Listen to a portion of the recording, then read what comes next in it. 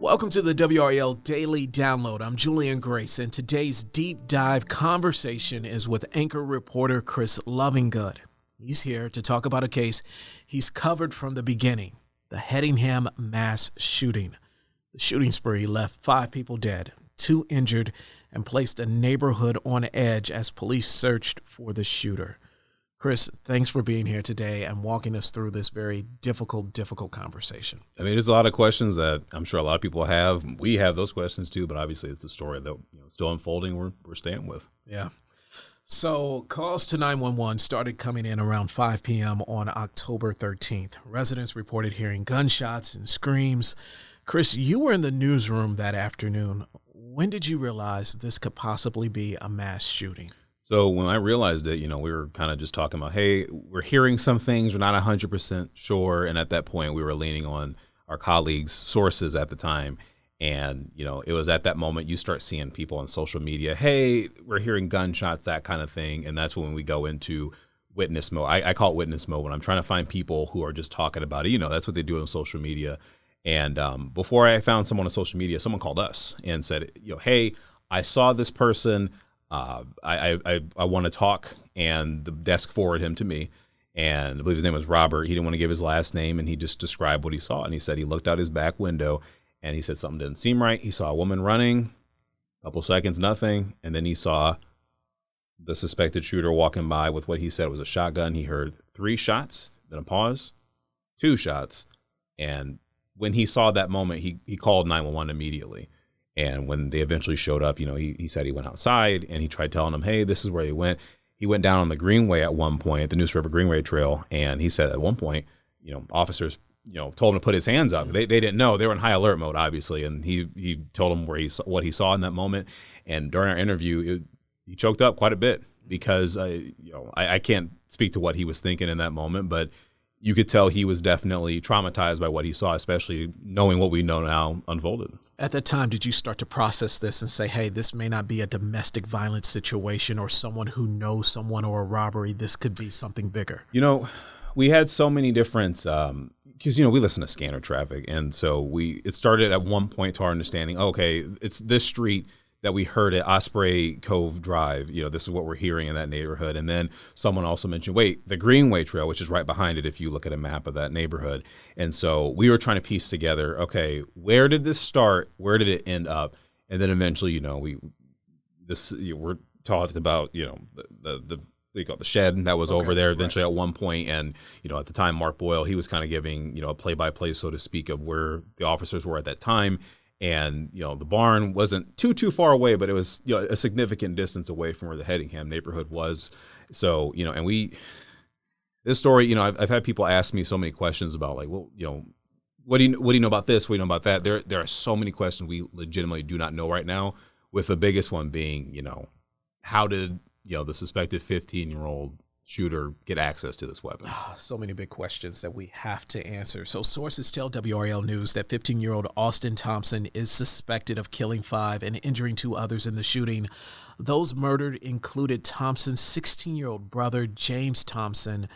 Chris, you have been in constant communication with Thompson's parents through text messages even before they sent out a statement. What has been their response to the mass shooting? So I put this story together this past Saturday, and I'll just kind of repeat what I said then. So I found contact information for them the night of the shooting, checking property records, that kind of thing. And then I reached out to the mom and I called simple questions, hey, Chris Lovingood, WRAL, asking simple stuff. And she, at the time, I have no comment, but, sometimes people, they say no comment, but then they keep talking. That's just how it is. And, she said I said, when did you learn about this? She said, we were on our way home, and they learned through the Facebook group for the neighborhood. And then eventually a neighbor reached out directly, I believe either call or text, and told them, hey, there's a shooting happening on your street. The dad, I reached out to him, and he said he didn't know what to say. I asked him very clearly, are you the father of the suspected shooter? He said, that's what I've been told. Are you the father of one of the victims as well? That's what I've been told. And he was headed to the hospital at that time. So, we've broken down the timeline as you've kind of indicated there. But we obviously do have a few more questions with them in terms of, when exactly did you hear about it? When did you arrive at the home when investigators were looking at it? But just So many questions we have with this one. It's such a difficult story. I noticed in the statement they are sending out prayers to the victims' family members. They also state that there was no indication that their son was capable of something of this magnitude. No warning signs. I believe it said there were never any indications or warning signs that Austin was able of carrying out something like this. At least something, that statement was something to that effect. Which obviously we have to ask questions too. Did they ever check social media? Any text messages? YouTube, whatever the social media sites that he may have been a part of. Those are questions we definitely want to ask too. But they plainly say, at the beginning, because a lot of people were wondering, well, where are the parents? What are the parents saying? And they kind of came out saying, they were experiencing anguish and sorrow, I believe is the words they use in the top of the press release. And they again acknowledged the victims directly too. So they were privy. I think I asked the mom at one point, have you been watching news coverage? And at that time, after it happened, they said we haven't seen any news. But now, after getting the statement, they know what's been going on. They reference the victims, Susan Carnat's, right directly, all of them, Officer Gabriel Torres. They mention them directly, so it's not lost on them. They know the impact of it. So now they say they're cooperating with police to understand how and why this happened, which obviously we're interested in learning too. All right, before we go to break, I have one other question for you. Detectives tracked the alleged shooter, Austin Thompson, to an outbuilding about 6 miles from his home and took him into custody. We are told he had multiple injuries, including a gunshot wound to his head. Initially, we were told he's in critical condition and could be upgraded. What is his condition right now? So at last talk with his mom, I had been told that, asked specifically, what's I heard he was moved to the pediatric ICU, still with brain activity and wounds are healing. And she said, yes, both are true. Austin moved Monday evening to pediatrics, and here we are Wednesday. So it sounds like, he's still alive, but still, in the hospital at this time. And Wake County prosecutor has already said that if he survives, he will be charged as an adult. All right, we'll be right back after the break with anchor reporter Chris Lovingood. When we come back, Chris, I want to talk about how we can help the victims' family members and the victims still recovering. That's when we come back.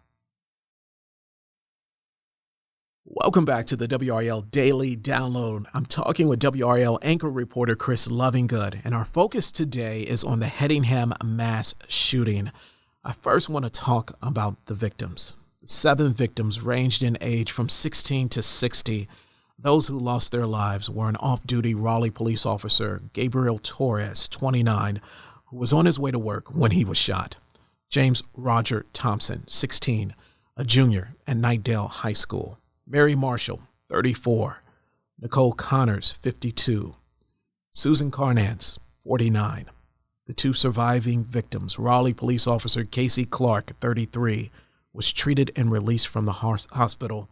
Marcel Lynn Gardner remains hospitalized but is improving. Chris, right now there is a memorial at the entrance of the Hedingham neighborhood, and it continues to grow with flowers, tributes, cards, and candles.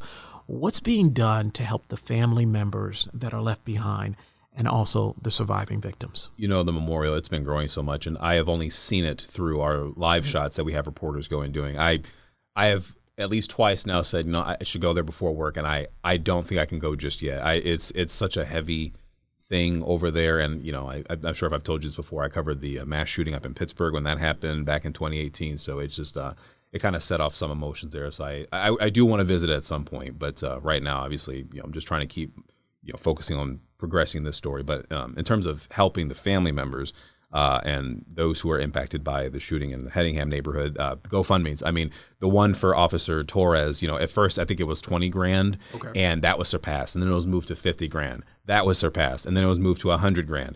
That was surpassed. And now it's at 100. The goal now is 120, and it's already hit 108,000 plus. That specific one was through the Back the Blue NC organization is the one that put that together.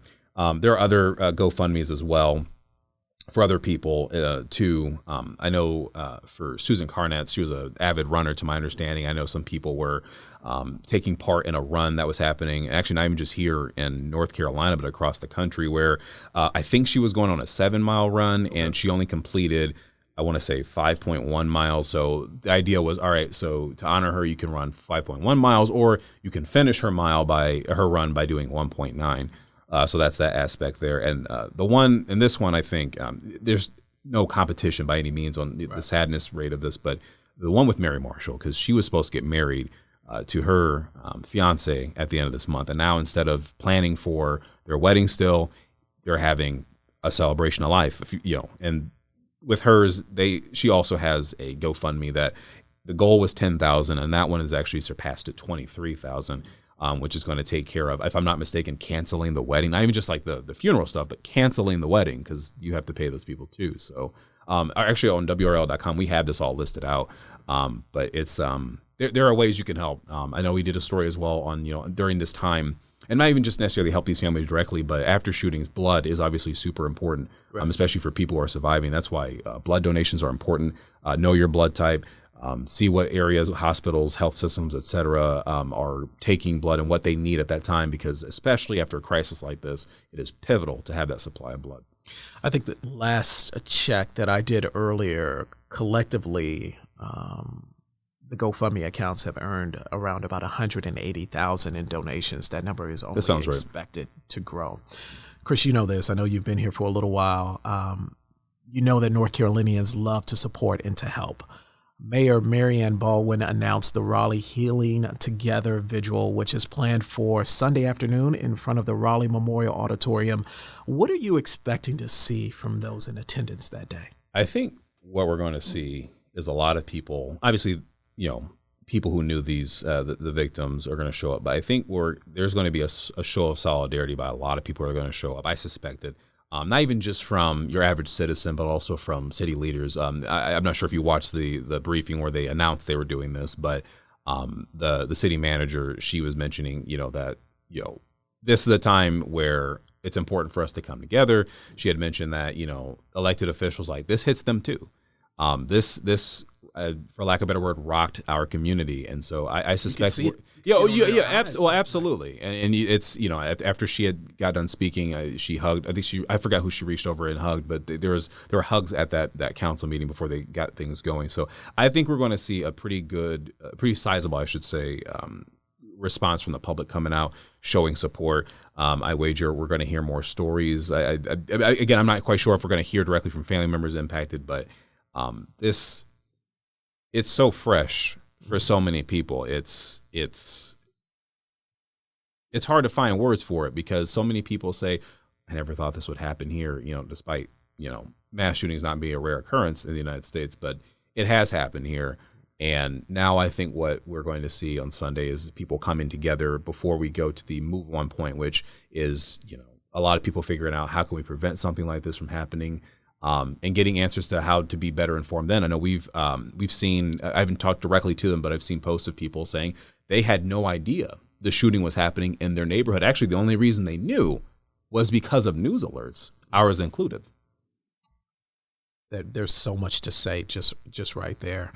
As I know, you have been fielding so many questions from the public. Is there one question that has been consistent that you've been seeing in your inbox or in text messages, etc.? How did he get the gun? I mean, that's the biggest question. And if you notice so if you look at the press release that we were given, the statement from their lawyer, it's very, we're saddened, that kind of thing. We want to honor the victim, pray for the victims, and et cetera.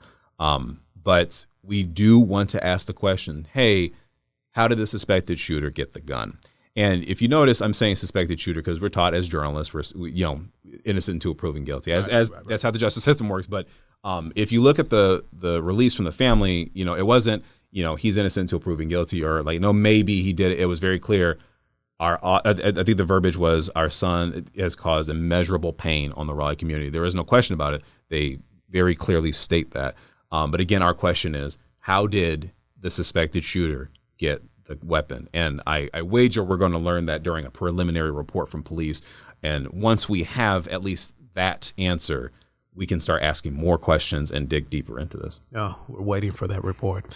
Chris, thanks for your reporting and keeping us updated with every turn of this investigation. And thanks for reporting with just empathy. It comes across each time you get in front of the camera, and we appreciate you for that. No, I'm glad to talk about it. Like I said, I've covered a mass shooting before, and I am unfortunately familiar with how to do this, and I hope to carry that same candor with this story going forward. Right. Well, thanks for listening to the WRAL Daily Download. You can listen to entire WRAL newscasts in podcast form. Find WRAL Newscasts in your podcast app. The feed is updated with new newscasts multiple times per day.